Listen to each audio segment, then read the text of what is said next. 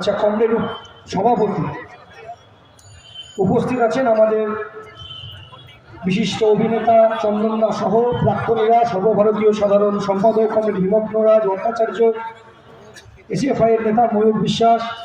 এখানে আমাদের অনেক প্রাক্তনীরা উপস্থিত হয়েছেন, কমরেড পলাশ দ্বারা, সায়নদীপ দ্বারা সহ এলাকার বিভিন্ন প্রান্ত থেকে আগত কংগ্রেস সকলকে ডিওয়াইএফআই পশ্চিমবঙ্গ থেকে, পশ্চিমবঙ্গ রাজ্য কমিটির পক্ষ থেকে রক্তিম অভিনন্দন এবং লাল সেনা।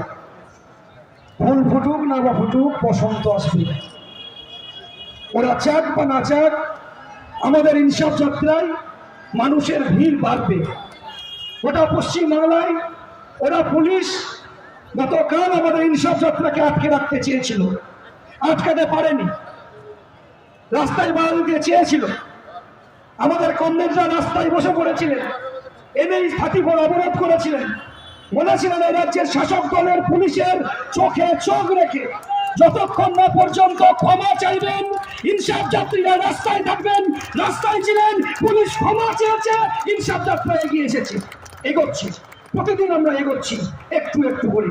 পশ্চিমবাংলার অভ্যন্তরে আমরা চাইছি নতুন ছাত্র, যুব, মহিলা, কৃষক, শ্রমিক, প্রাক্তনিক সহ সমস্ত অংশের মানুষের কাছে আমরা আহ্বান জানিয়েছি, আসুন আমাদের এই বিরাট লড়াইকে যদি আমাদেরকে জিততে হয় তাহলে আমাদের সকলের সাহায্য সহযোগিতা প্রয়োজন।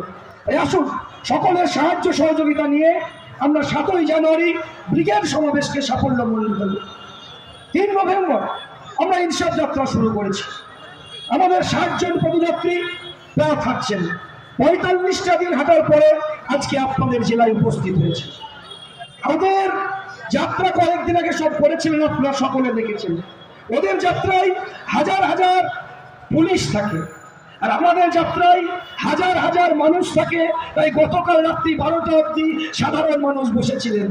ওদের যাত্রায় হাজার হাজার কোটি টাকার তাবু থাকে, আমাদের যাত্রায় মানুষের বাড়িতে থাকার জন্য কম্বল জড়িয়ে আমাদের কম্বলের রাত্রি জাগে। ওদের যাত্রায় হাজার হাজার কোটি টাকার বিরিয়ানির প্যাকেট থাকে, আমাদের যাত্রায় মানুষের ভালোবাসা নিয়ে একটু ডাল ভাত খাওয়ার টাকা থাকে। আর ওই ডাল ভাত থাকার টাকার জন্যই আপনাদের কাছে আমরা আহ্বান জানিয়েছি, আসুন আমাদের এই কৌটোতে সাহায্য সহযোগিতার হাত বাড়িয়ে দিন। এই কৌটোর টাকা নিয়েই আমরা চাইছি ব্রিগেড সমাবেশটা করতে, কারণ চোর, লুটেরা, ধাপ্পাবাজ, বালু পাচার, কয়লা পাচার, গরু পাচার, এই টাকা দিয়ে আমরা ব্রিগেড করব না। আপনাদের ভালোবাসা, আপনাদের আশীর্বাদ আর আপনাদের ঘামের টাকা দিয়ে আমরা ব্রিগেড সমাবেশ করব। তাই কৌটো নামিয়েছি, পশ্চিমবাংলায় 1 লক্ষ কৌটো নামিয়েছি। আর সেই কৌটোর টাকা দিয়েই পশ্চিমবাংলায় জনগণের ব্রিগেড হবে আগামী 7ই জানুয়ারি। তাই সকলের কাছে আহ্বান জানাবো, এই লড়াইকে আরো মজবুত করার জন্য গোটা পশ্চিমবাংলায় সাধারণ মানুষের পক্ষে ফিরিয়ে দেওয়ার জায়গাতে যারা ভাগ করতে চাইছে, একদিকে রাজবংশীর সঙ্গে ভাগ করতে চাইছে, শিডিউল ট্রাইবদের একদিকে ভাগ করতে চাইছে, এসসির সঙ্গে এসটির, অন্যদিকে ভাগ করতে চাইছে উত্তরবঙ্গের সঙ্গে দক্ষিণবঙ্গের, একদিকে বলছে কান্তাপুরি ভাগ করো, একদিকে বলছে গোর্খা ভাগ করো, একদিকে বলছে জনবর্তা মুচি, বিভিন্ন ভাগ করতে চাইছে।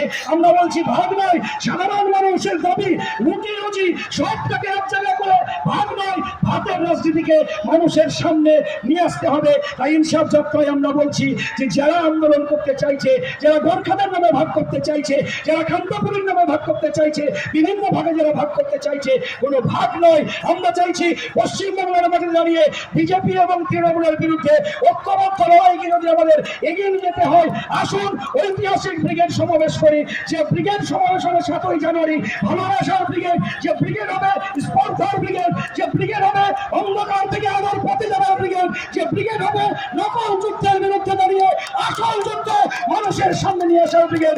আসুন দেখা হোক 7ই জানুয়ারি ব্রিগেডের ময়দানে। সকলে ভালো থাকবেন। অভিনন্দন, লাল সেনা জানিয়ে আমার কথা শেষ করছি।